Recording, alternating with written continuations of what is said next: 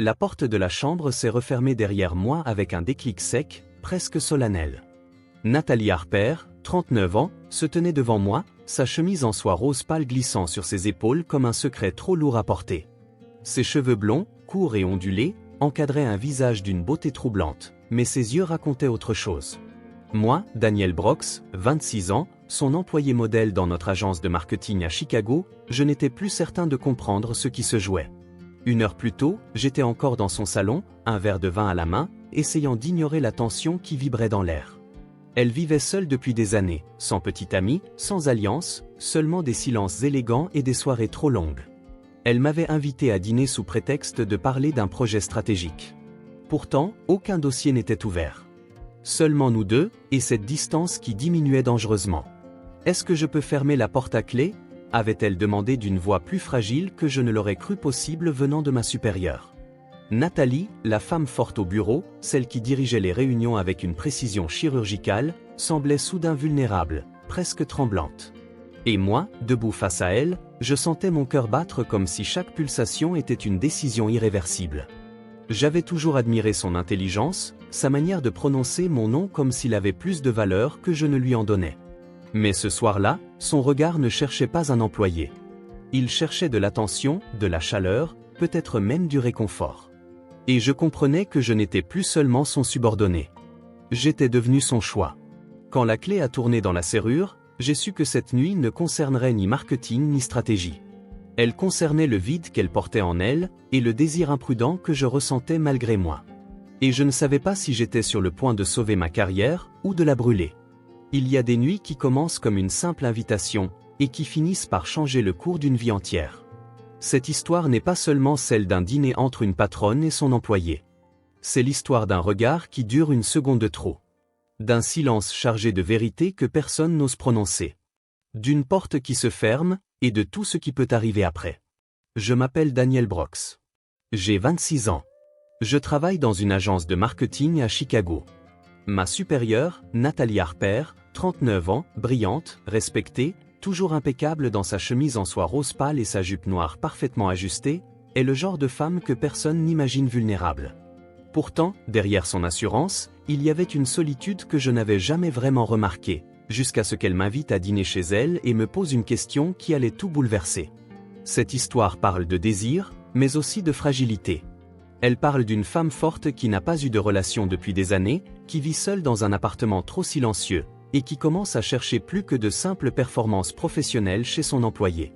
Elle parle d'un jeune homme ambitieux qui ne sait plus s'il doit écouter sa raison ou son cœur. Et surtout, elle parle de cette frontière dangereuse entre le professionnel et l'intime.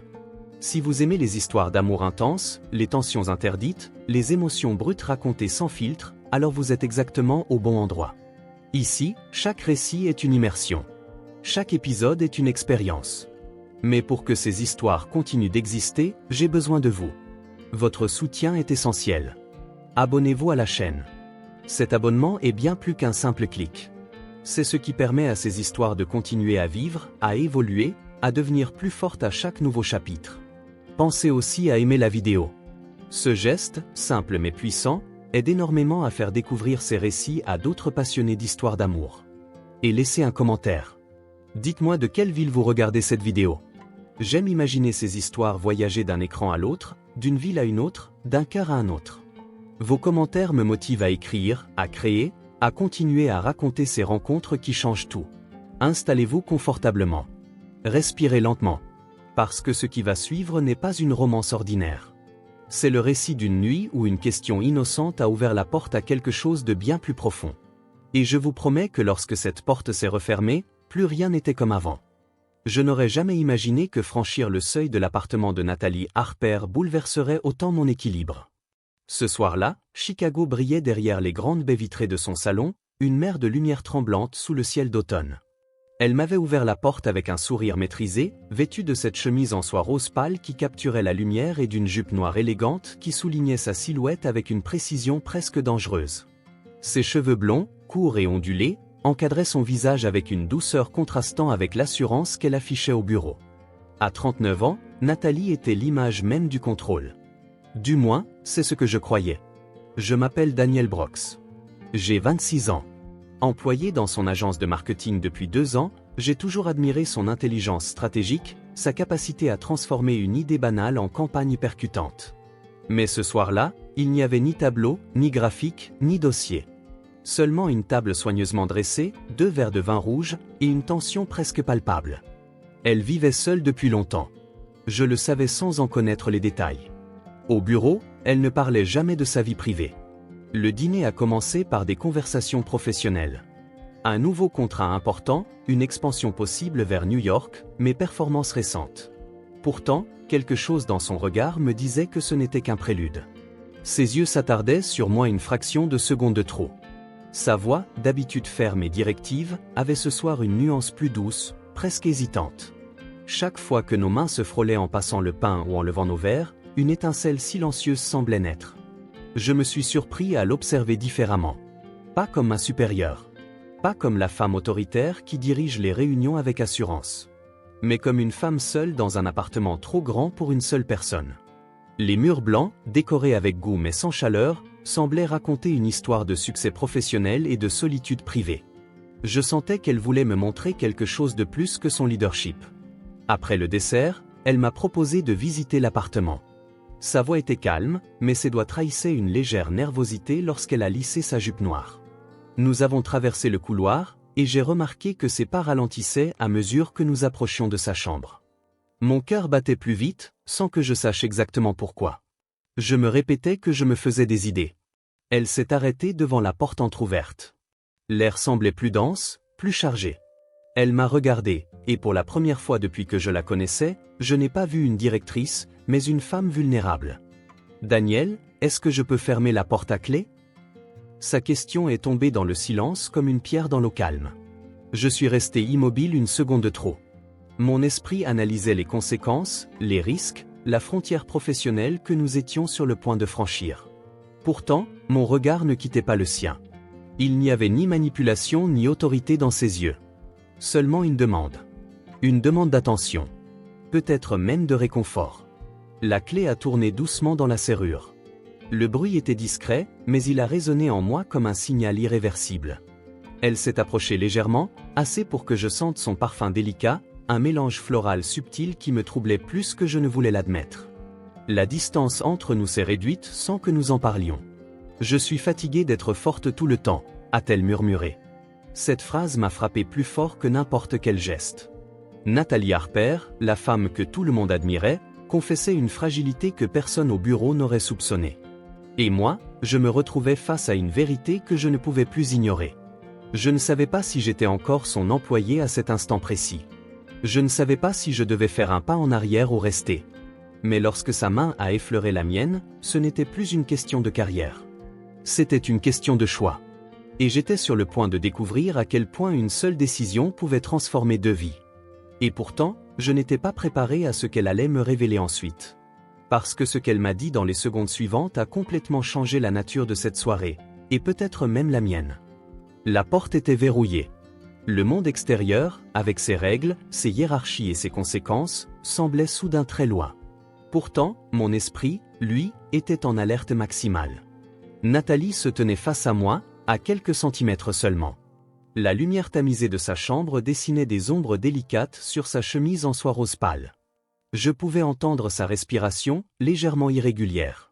Moi, Daniel Brox, 26 ans, employé ambitieux et rationnel, je me retrouvais dans une situation que ni mes études ni mon expérience ne m'avaient appris à gérer. « Tu sais depuis combien de temps je vis seule ?» demanda-t-elle doucement. Sa voix n'avait plus rien de l'autorité que j'entendais chaque matin au bureau.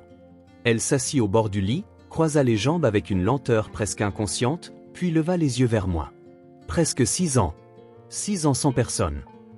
Ce n'était pas une confession dramatique. C'était un constat. Mais dans ses yeux, je voyais le poids de ces années silencieuses. Je m'approchai légèrement, gardant encore une distance prudente. « Vous n'avez jamais rencontré quelqu'un ?» Ma question me sembla maladroite dès qu'elle franchit mes lèvres. Elle esquissa un sourire triste. J'ai rencontré des hommes. Mais aucun ne restait. Ils admiraient la femme forte. Ils ne savaient pas quoi faire avec la femme fragile. Cette phrase me frappa plus que je ne voulais l'admettre. Je réalisai que ce dîner n'était pas une impulsion soudaine. C'était peut-être le résultat d'une accumulation de silence, de soirées passées seules, de succès professionnels célébrés sans personne à qui se confier. Elle me regardait comme si j'étais devenu, sans que je m'en rende compte, un refuge possible. Et cette idée était à la fois flatteuse et dangereuse. Au bureau, tu me regardes différemment, dit-elle soudain. Mon cœur s'accéléra. Avais-je été si transparent? Je baissai les yeux un instant avant de répondre. Je vous respecte. Elle se leva lentement et s'approcha. Ce n'est pas seulement du respect, Daniel. Sa voix était basse, presque un murmure. Elle ne me touchait pas encore, mais la tension entre nous était plus intense que n'importe quel contact. Je sentais le conflit grandir en moi. Elle était ma supérieure. Une femme de 39 ans, brillante, admirée, avec une réputation irréprochable. Moi, je n'étais qu'un employé de 26 ans, encore en train de construire ma carrière. Pourtant, à cet instant, ces étiquettes semblaient perdre leur pouvoir. Il ne restait que deux personnes, debout dans une chambre silencieuse, face à une vérité qu'elles avaient trop longtemps ignorée. J'ai remarqué la façon dont tu m'écoutes, poursuivit-elle. La façon dont tu me regardes quand tu crois que je ne m'en rends pas compte. Elle leva la main, hésita une seconde, puis effleura doucement mon bras. Le contact était léger, presque innocent. Mais il déclencha en moi une vague de sensations impossibles à ignorer. Je pris une inspiration lente.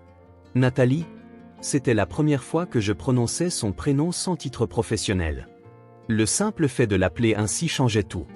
Elle ferma brièvement les yeux en entendant son prénom dans ma bouche. Je ne veux pas te forcer, dit-elle. Je veux juste me sentir choisie. Pour une fois. Cette phrase fit tomber la dernière barrière rationnelle que j'essayais de maintenir. Je compris alors que cette soirée n'était pas un jeu de pouvoir. Elle ne cherchait pas à exercer son autorité. Elle cherchait à être vue, réellement vue, au-delà de son statut. Et moi, malgré mes doutes, je la voyais. Je voyais la femme derrière la directrice. La solitude derrière l'élégance. La vulnérabilité derrière la perfection. Je m'approchai encore d'un pas. La distance entre nous disparut presque entièrement. Je vous ai toujours vu, murmurai-je. Son regard changea, comme si cette simple phrase avait allumé quelque chose d'irréversible. Mais au moment précis où l'air semblait prêt à s'embraser, mon téléphone vibra dans ma poche. Un message du bureau. Une urgence liée à un client important. Le monde réel frappait à la porte, rappelant brutalement les conséquences de nos choix. Et je ne savais pas encore que cette interruption allait tout compliquer. La vibration de mon téléphone brisa l'intensité du moment comme une fissure dans du verre. Je restai immobile une seconde, partagé entre l'envie d'ignorer l'écran lumineux et le réflexe professionnel qui m'avait toujours défini. Nathalie recula légèrement, comme si cette interruption avait réinstallé, brutalement, la distance hiérarchique entre nous. Son regard changea. Pas froid. Pas dur. Juste conscient. Je sortis mon téléphone. Message du directeur financier. Problème majeur avec le nouveau client de New York. Une erreur dans la campagne. Une décision urgente à prendre avant minuit. Mon cœur battait encore pour une raison totalement différente quelques secondes plus tôt. Maintenant, deux réalités s'entrechoquaient. La chambre silencieuse de Nathalie. Le chaos stratégique de l'agence. Tu dois répondre, dit-elle calmement. Sa voix avait retrouvé une partie de son assurance professionnelle. Pourtant, ses doigts jouaient nerveusement avec le tissu de sa jupe noire. Je hochai la tête et envoyai quelques messages rapides. Solution, correction, instruction. Je redevenais Daniel Brox, employé compétent. Mais une partie de moi restait dans cette pièce, dans cet espace fragile que nous venions d'ouvrir. Lorsque je relevais les yeux, elle m'observait différemment. Comme si elle venait de se rappeler exactement qui j'étais. Pas seulement un jeune homme attiré par elle, mais un pilier de son entreprise. Un homme en qui elle avait confiance. Tu vois, murmura-t-elle, c'est pour ça que je t'ai invité ce soir. Je fronçai légèrement les sourcils. Pour parler du client? Elle esquissa un sourire doux. Non. Pour me rappeler que je peux compter sur quelqu'un.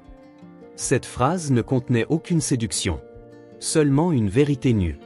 Je rangeai mon téléphone. Le silence revint, mais il était différent maintenant. Plus dense. Plus conscient. La porte était toujours verrouillée. La question suspendue entre nous n'avait pas disparu. Elle fit quelques pas vers la fenêtre. Les lumières de Chicago reflétaient des éclats dorés dans ses cheveux blonds ondulés.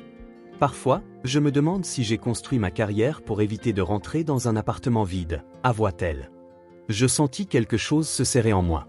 Nathalie Harper, femme admirée, stratège redoutée, venait de dévoiler une faille plus profonde que je ne l'imaginais.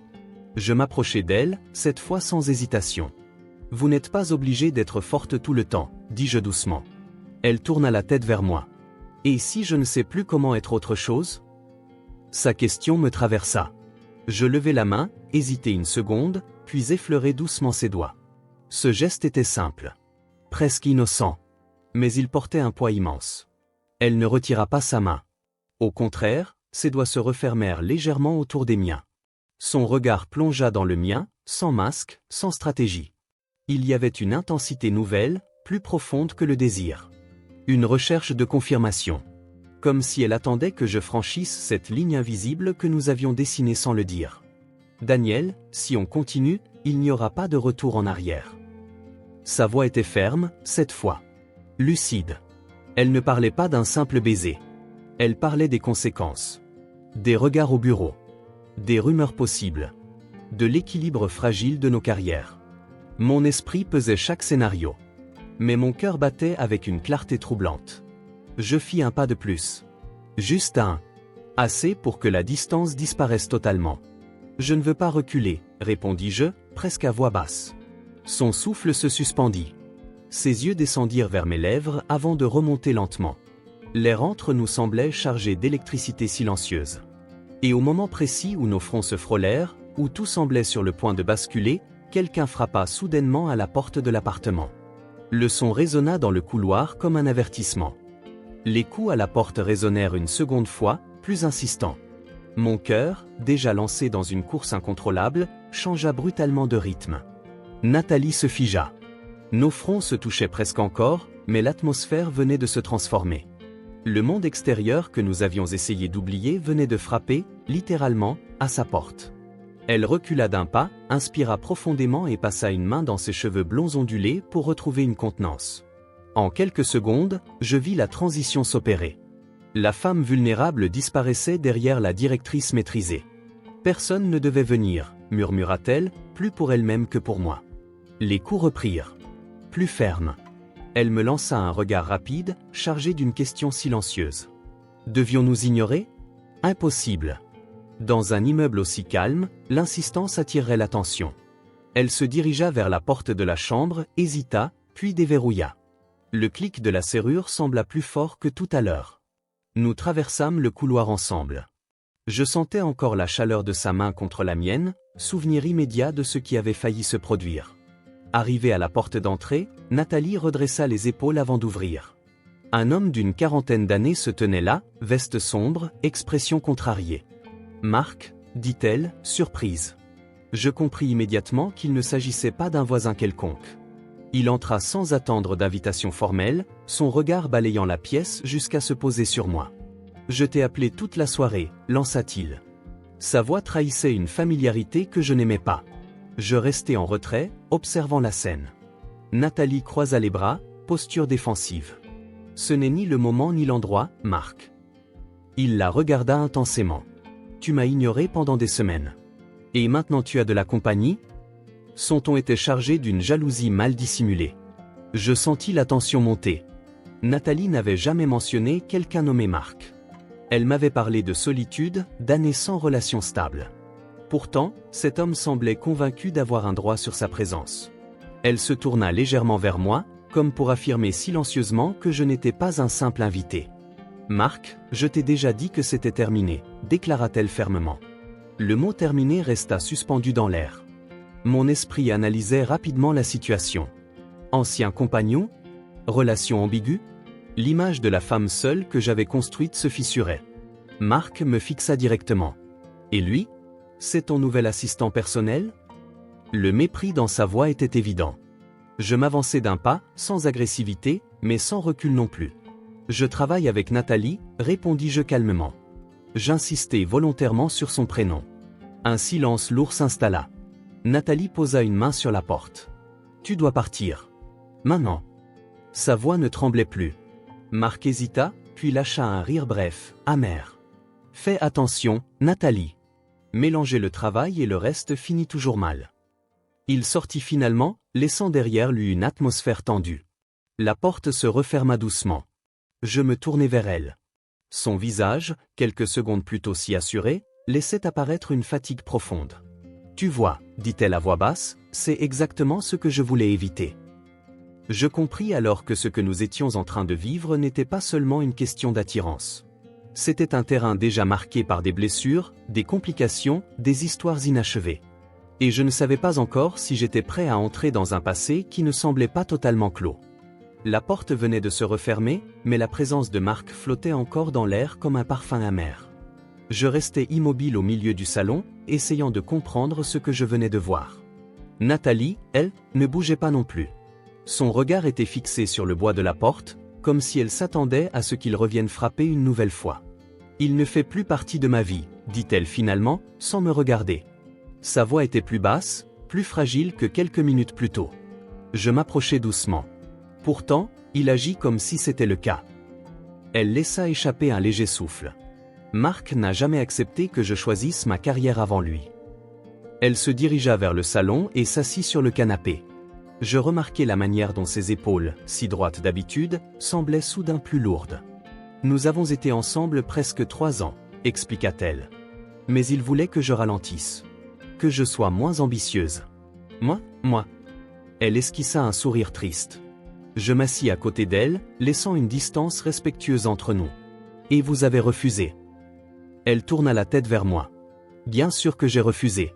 Mais à force de refuser, on finit par rester seul. » Ces mots ne contenaient ni regret total, ni certitude absolue. Juste une nuance douloureuse. Le silence qui suivit était différent de celui de la chambre. Plus lourd, plus introspectif. Je réalisais que Nathalie ne cherchait pas simplement de l'attention ce soir. Elle cherchait à comprendre si elle pouvait encore faire confiance à quelqu'un sans sacrifier ce qu'elle avait construit. « Ce n'est pas pour ça que je t'ai invité, » dit-elle soudain en me regardant droit dans les yeux. « Je ne voulais pas te mettre au milieu de mon passé. » Son regard était sincère. Pas stratégique. Pas calculé.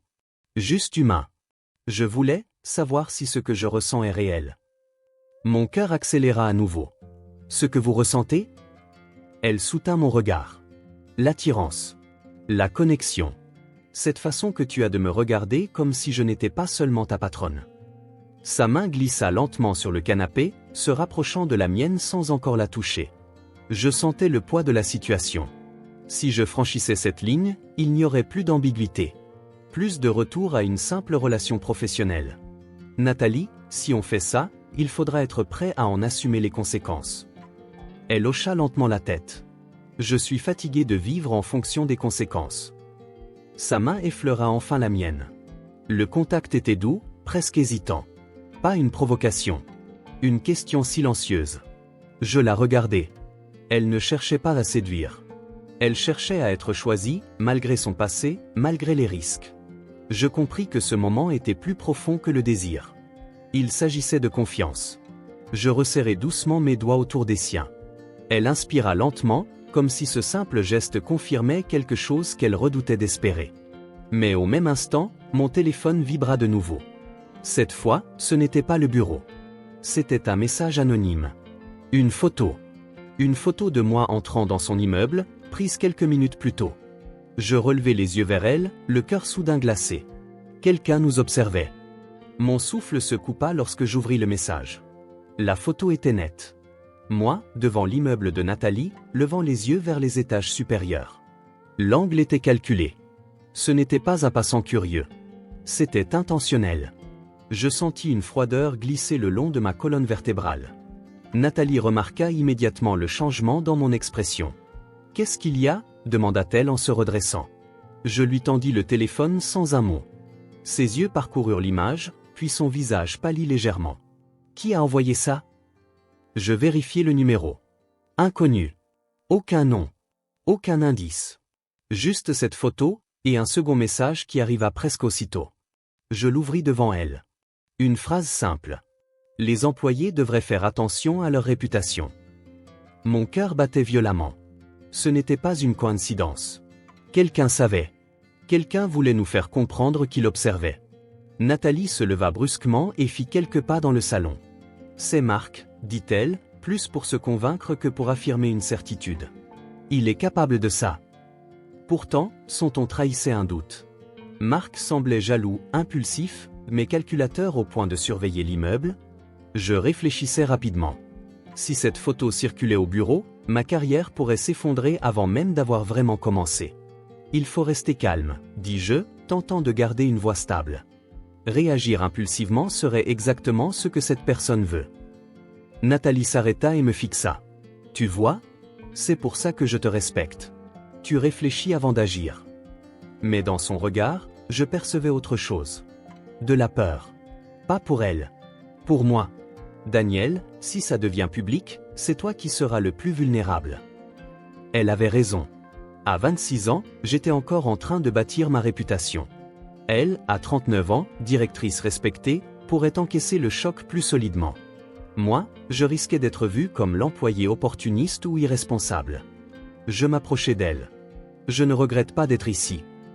Les mots sortirent avec une certitude surprenante. Elle me regarda longuement, comme si elle cherchait à vérifier si je mesurais vraiment le poids de ma déclaration. Même après ça, demanda-t-elle en désignant le téléphone. Je hochai lentement la tête. Ce qui se passe entre nous n'est pas une erreur. Mais on doit décider comment le gérer. Ensemble. Le mot ensemble sembla résonner dans la pièce. Elle inspira profondément, comme si cette perspective l'effrayait autant qu'elle la rassurait. Son téléphone vibra à son tour. Elle le consulta. Son visage se crispa. C'est le président de l'agence. Mon estomac se noua. Elle lut le message en silence. Puis leva les yeux vers moi, plus grave que je ne l'avais jamais vu. Il veut me voir demain matin. Première heure. Le silence retomba, mais il n'avait plus rien de romantique. Il était stratégique. Dangereux. Si la photo avait déjà circulé en interne, alors la réunion de demain ne serait pas une simple discussion. Ce serait un interrogatoire. Peut-être même une accusation. Nathalie posa lentement son téléphone sur la table. Daniel, si on nous oblige à choisir. Elle ne termina pas sa phrase. Mais je compris parfaitement ce qu'elle voulait dire. Et pour la première fois depuis le début de cette nuit, je réalisais que l'histoire qui venait de naître entre nous pourrait exiger un sacrifice que je n'étais pas certain d'être prêt à faire. La nuit s'acheva sans que nous trouvions de solution définitive. Nous sommes restés assis l'un en face de l'autre, dans ce salon devenu le témoin silencieux d'un choix irréversible. Ce qui avait commencé comme un dîner presque imprudent s'était transformé en un pacte fragile face à un monde prêt à juger. Je n'étais plus simplement l'employé ambitieux de 26 ans. Elle n'était plus seulement la directrice élégante de 39 ans. Nous étions deux personnes confrontées aux conséquences d'un sentiment qui n'avait rien de stratégique. En quittant son appartement, à l'aube, Chicago semblait différente. Plus froide. Plus lucide. Mon téléphone restait silencieux, mais le poids de la réunion du matin planait au-dessus de moi comme une échéance inévitable. Je savais qu'en franchissant cette porte quelques heures plus tôt, j'avais accepté plus qu'une attirance. J'avais accepté le risque. Le regard des autres. Les rumeurs. Peut-être même la perte de tout ce que j'avais construit. Mais au fond de moi, une certitude s'était installée. Certaines décisions ne se mesurent pas en promotion ni en réputation. Elles se mesurent en vérité. Et si demain devait nous forcer à choisir entre l'amour et la carrière, alors la vraie question n'était pas ce que nous allions perdre. C'était ce que nous étions prêts à défendre.